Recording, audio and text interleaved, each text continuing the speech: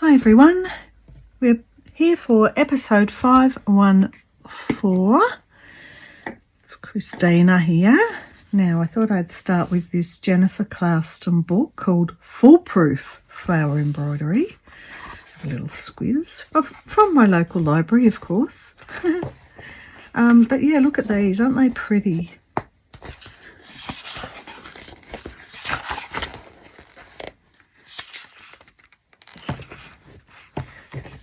I like this little collage embroidery. That's right up my alley. I love this blend of materials with an embroidery over the top. So if you've been following my channel for a while, you'll know that it's really the last couple of years that I've done this embroidery stuff, and I've learnt so much, and just like to pay homage to the people who have passed on their knowledge ahead of me. It's just a really great little community, I think. I've said that before, I know. Anyway, this book is so cute. It's got some real cute little things.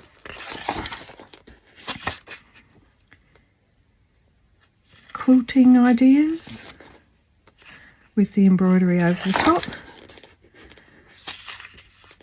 So it's a good little, you know, if you were a beginner or something, this might be a good starter book. Stems, different styles. Oh, there's one I haven't tried before. Okay, so there you go. There's always something. There is always something to learn.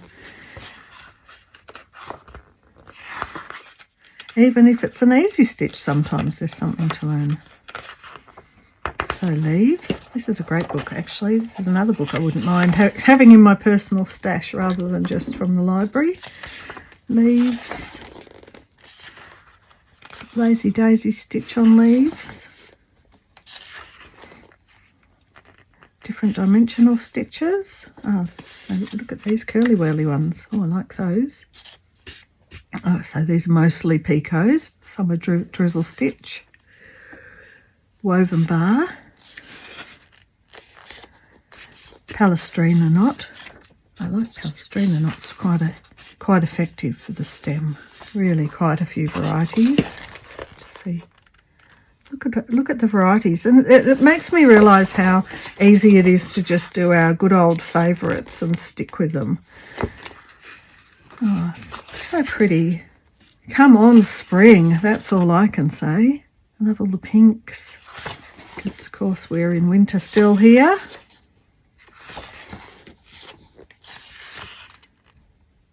One month to go, or 1 and a bit months to go. 5 weeks. Can't wait. Spring is my favourite season. Colonial and French knots. Anyway, this is a gorgeous little book. It's one of those ones where I couldn't even imagine. I'd have to photocopy the whole book to get all of these bits and pieces and have reminders. So I think this is going on my bucket list. Maybe I'll put it in my little Kindle list.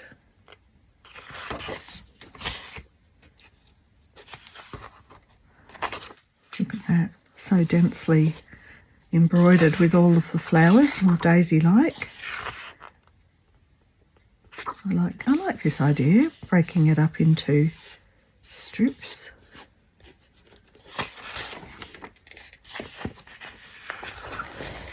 So pretty. Oh, and the black's quite effective, isn't it? I think I've mentioned before there is a lady in America, possibly New York, who gets fallen leaves and flowers and sticks and even dead leaves and stuff, and she will create a collage of them all and take a photo, and sometimes she uses a black background and it just looks amazing. Well, I don't know if she changed her name. It was Dog Walk, because she'd do it while she was walking the dog through COVID. And I think it was Dog Walker something, but I'll put the link down below because it's some beautiful work to have a look at. Definitely on her Instagram. All right, so this is silk ribbon stuff, and then there'll be the instructions usually. That's at the back. Oh, aren't they cute?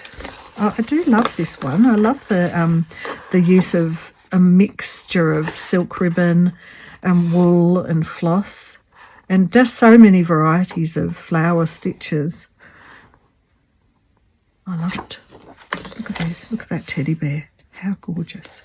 Oh, isn't it? It's just beautiful. This reminds me of something I was thinking with my mermaids when I get to that point.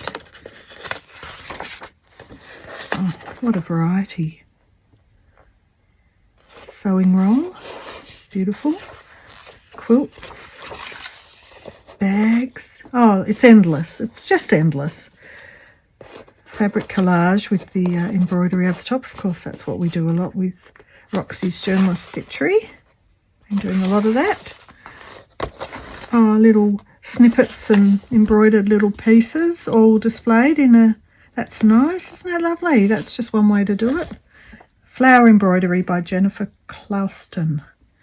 All right, this is the other behind the scenes. So Yatund Rodriguez, and I'll put her link below for her Instagram.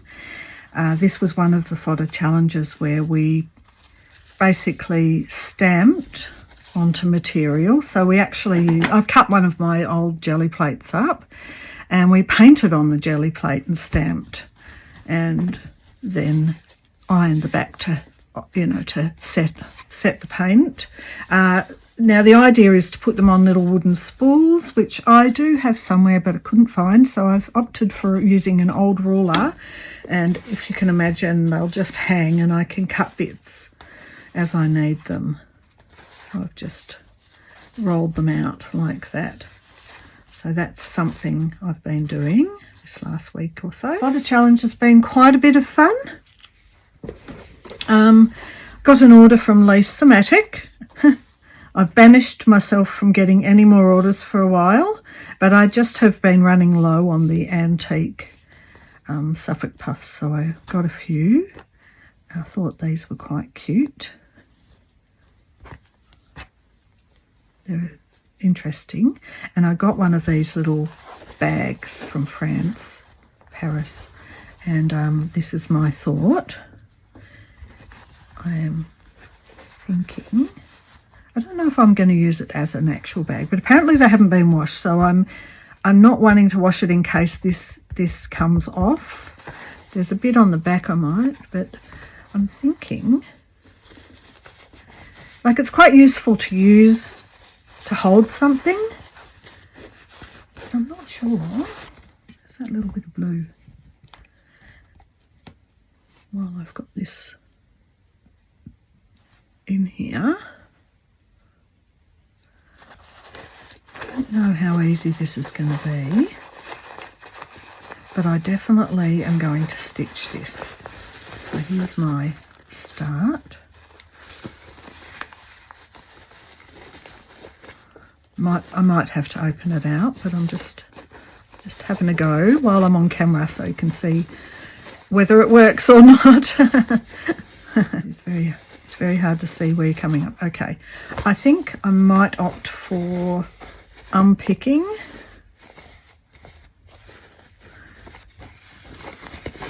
I don't think I've got my unpicker here at the moment. Let's have a look. What if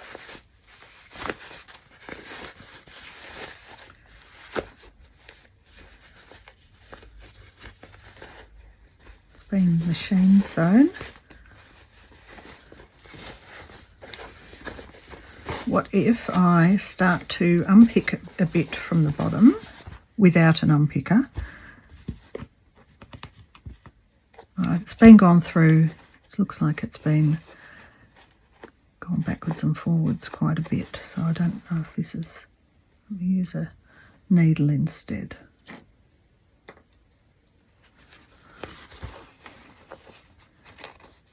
Oh, that looks single. It just would have been here to make sure the ends didn't come undone. I can always re-sew it.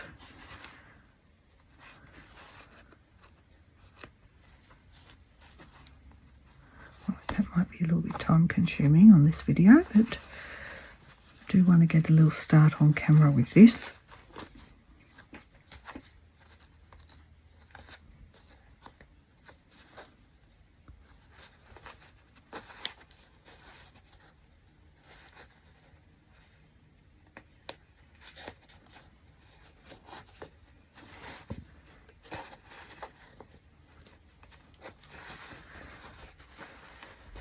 definitely not a loose tension.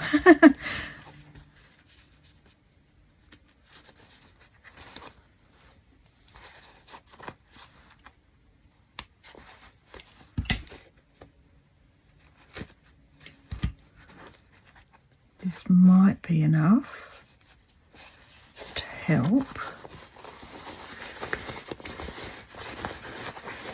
See what I'm going to do.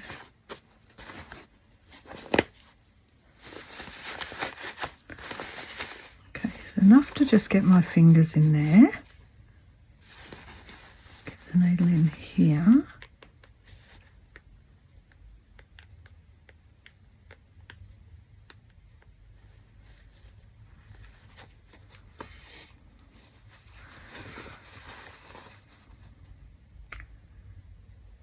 A little bit of long and short stitch. Yeah, I think it's going to have the effect that I'm thinking.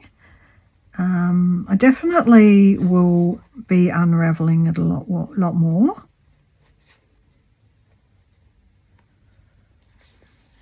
And having it out flat, I think that's going to really show.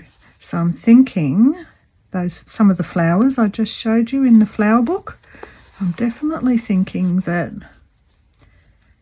this is a really lovely backing palette for some of those flowers on here. Right, so this is a project I'm going to start working on.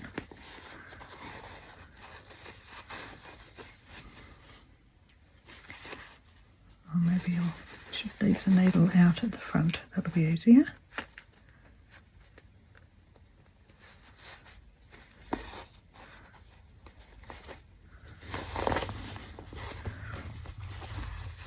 So yeah, you'll be able to see what I mean. I think you get the idea. So the French general, thanks Christine from Creating Craft with Christine, mentioned probably this stuff can fray quite well, and it might be good to put on some sort of, you know, interfacing behind it. So I've done an iron-on which has got the lots of tiny weeny glue dots on this side, so it's all stuck down just to be able to cut it. So what I know, I thought that they were all going to be the same, but they actually aren't. They're all just like, what, each one is slightly smaller in depth. I wasn't expecting that so much because I was hoping to join these two together, but I couldn't. And even though these two, now see, these two were all right, they were the same, so I've just done a little stitch in the middle. So I've got a small spool, not small enough for those jelly printed ones, but this was the idea, was I was going to put it on a spool that was about the right size, so it can be rolled up like this.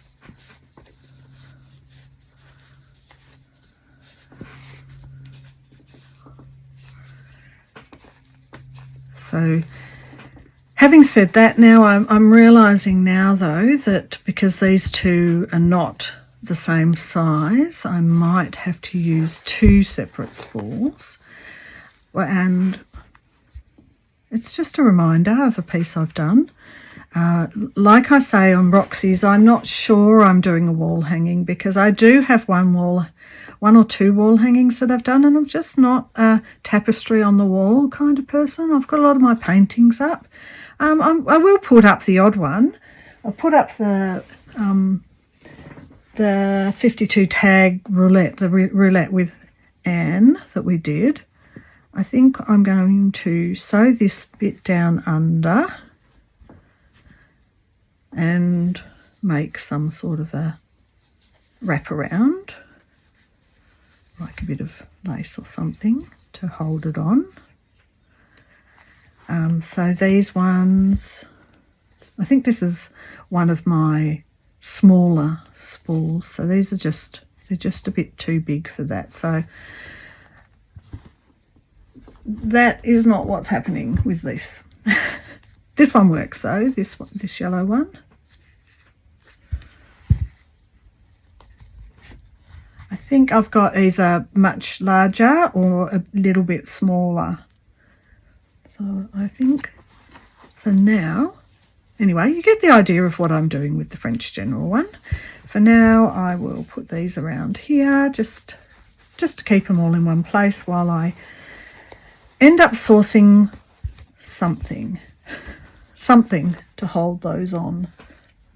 There's a little bit of spare bit of scrap. So this is how they were. Oh, I forgot to mention, for this, before I started stamping it, this was actually a scallop edge tablecloth.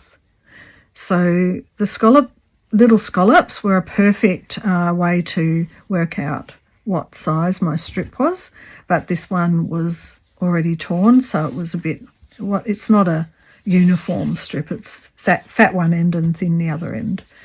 So I will use this to tie this up for now,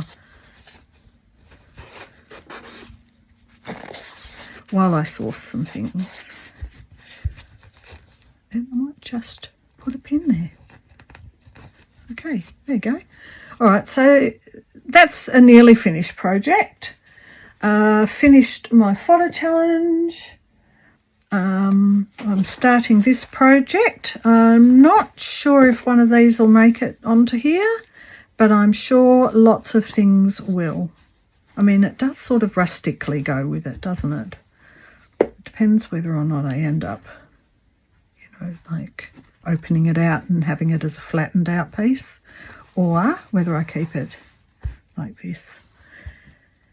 These things I haven't made decisions about. You know, I knew I wanted to embroider on it, but I haven't made a decision. And then when I realised I couldn't get this, so I decided to undo this. So, you know, it's a process. And once this is undone and I look at it and see how it is, I'm quite sure that what will happen will be that I might not want to sew it back together, because then I'll be informed by, you know, the double the space. So there'll be this here, but on the back there's just that. So I've got all this area to play with that can be, you know, this can come off over here if I was doing some of the flowers like that book. You know, it can be coming off and around up here. It's going to be very free flow and very improvised, as Ariane used to do. Miss Ariane's videos, but she's having a lovely time travelling around the world. Fabulous. I think maybe back or not, still in Barcelona. Looked interesting anyway, regardless. All right, so what's the other thing? Oh no, the mermaids still aren't ready. I want to get a start. I've shown this before, but I do want to get a start on this one. So that might be a wall hanging, because I don't know what else to do with it, because I'm not a thousands of cushions person either. All right, so Natalie Jane Parker, sorry. Natalie _Jane _Parker, if you want to have a look on Instagram. Really decided exactly, but this is something that is one of my next things as well. So there you are. That's probably it. I will put at the end the tapestry exhibition. I might do a little voiceover. Put the tapestry exhibition at the museum, because some of those works are absolutely beautiful. So enjoy those. And also a little couple of the photos of the rug actually, I should do them first. The Sunday, the rug making. I've got a couple of photos, and I can link down Ilka, who was the teacher. I can link her link below. So next up, the photos for the rug making, because it's just a couple. I didn't take a huge amount. And then we'll do the tapestries with the possibility of a voiceover. Maybe not. I don't know. I'm not editing this today, so by the time I get round to doing it, I don't know what I'll feel like. Anyway, that's episode 514. So I'll sign off now and enjoy the slideshow, and I'll see you in the next one. Bye for now.